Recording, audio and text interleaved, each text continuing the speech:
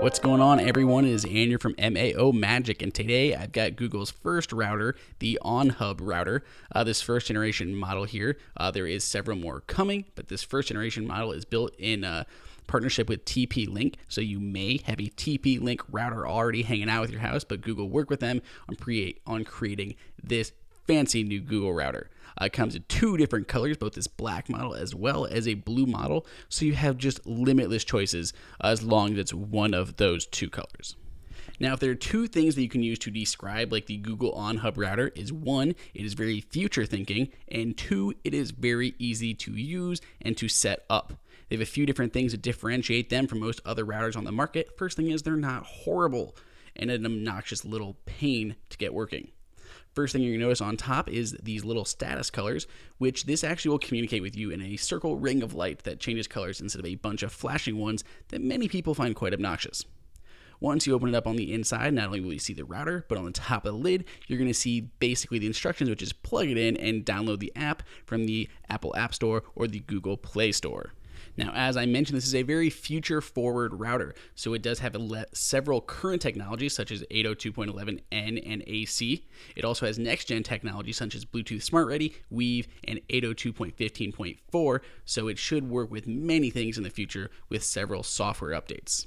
Now, one interesting thing about this router is this is completely a mobile router. There are almost no hubs on the device itself, no ports on the device itself, and all of the setup has to be done completely through a mobile app, so there isn't even a desktop application to set this up yet. Now, I will be setting this up on an Apple device, but it works just as well on Android, even easier because it has a fancy little audio way to do it.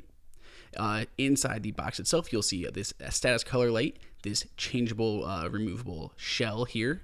You'll get the actual router itself, which is this cylindrical thing, and a power adapter and a few Ethernet cables.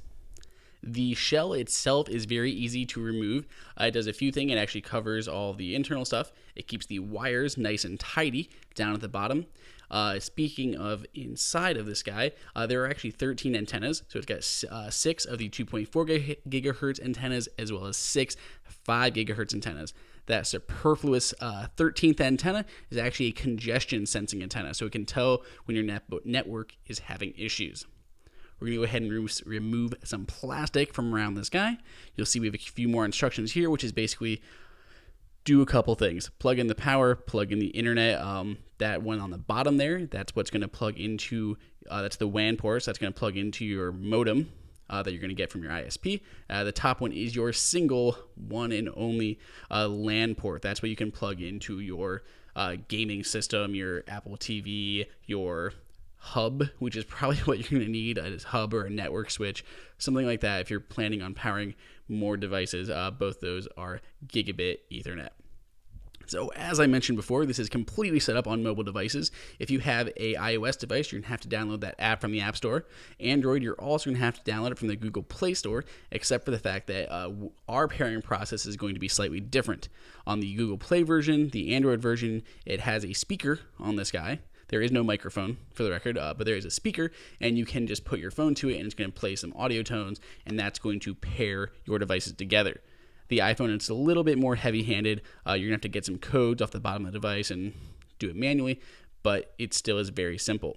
So we're going to walk through the instructions, plug it in, make sure once you're actually plugged in, you're going to connect to your new router. The name and the password will be on the bottom of the device. It's going to then go ahead and install an update. This is going to take about five or so minutes to run through the entire update. Once you do, you're going to have to name your new network. So we're just going to name this Andrew's Network. Very nice and simple. And then we're going to give it a password. How about MAO Magic? That sounds like a great one. So we're just going to go ahead and add a password to our device. It's then just going to think a little bit. It's going to update. It's going to go ahead and create that new network of yours. It's then going to assign itself to your Google ID. You do log in with like your Google account. It'll tie it to you so it knows who you are so you can access it remotely. And then you're just going to have to join your new network. It's as simple as that. So you can see we have one device connected right now. A few cool features of the application is this network check. So it's going to go ahead and run some system tests. This does take several more minutes than it's showing here. This is all sped up for the sake of the video. But it gives you all your internet speeds. You can run speed tests right here within the app. It'll tell you your efficiency of how well you're using that bandwidth.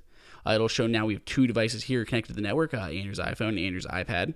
You can see the download speeds in real time that those devices are pulling. So my iPad is pulling down 6 megabits per second. You can see it in real time, or you can switch it. You can switch to any of the historical data, hours, days, whatever you'd like to do.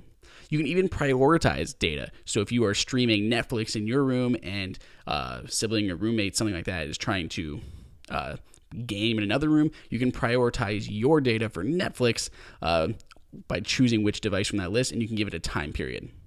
On the left-hand side, you'll see that Google account that we're tied to. It'll allow you to add new devices as well as help and send some feedback. On the right-hand side menu is where a little bit more of your settings are, so you can get into a little bit more fancy stuff, changing your DNS settings, your UPnP, your universal plug-and-play, any of your static IP, port forwarding, any of that really fancy stuff. For those who want to get into those details, a lot of that is here. So here is actual device information, like the light on the top, the firmware version, and the ability to restart it right from the app. That is something that the Apple AirPorts have, but many others don't, and it's very nice. You don't have to climb through wires to reset your device. You can assign different managers. There's some app support, as well as all Google's privacy policies.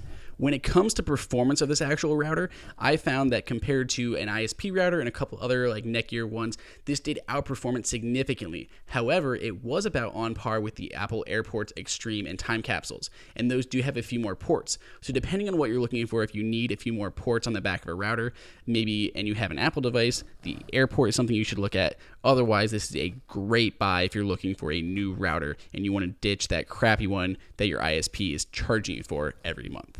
Now let's go ahead and take a look at the pros and cons. It has a great modern design and should look good anywhere. It has a dead simple setup that anyone should be able to handle.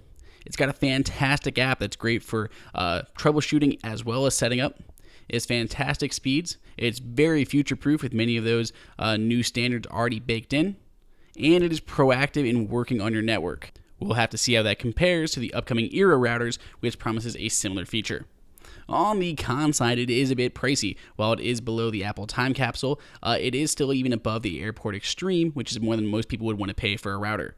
It does have not very many ports on the back with one Ethernet port, so you cannot plug in any printers or hard drives unless you have a network switch, which could muddy things up, and it's no longer that clean modern design. It has no desktop app, so you must do it from mobile phone, and it has no microphone. So you were hoping this maybe because it has a speaker could have some Google Now, Alexa, Echo type component to it, but unfortunately no. You can pick one of these guys up now in blue or black for $199. They're separate in stores. If you have questions, you can throw them up in the comments and I'll get back to you right away. Other than that, make sure you subscribe, and we'll see you guys all next time.